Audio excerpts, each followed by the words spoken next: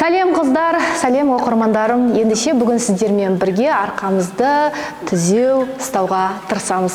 Бүгінгі жаттығуларды жақсылап қарап жүріңіздер. Менің барлық әлеуметтік желідегі парақшаларыма жазылып алыңыздар. Одан кейін эфирлерді босқа жібермеңіздер. Ендеше бастайық. Біз қазір арқамыздың жаттықтыру үшін ең бірінші кезекте дәл осылай жатып түзеу. Аяғымызды бірдей қойып, барынша осылай артқа созылуымыз қажет. Мүмкіндік болса біздің белдегі омыртқамыз тартылып тұрмау керек, яғни бос тұру керек болады.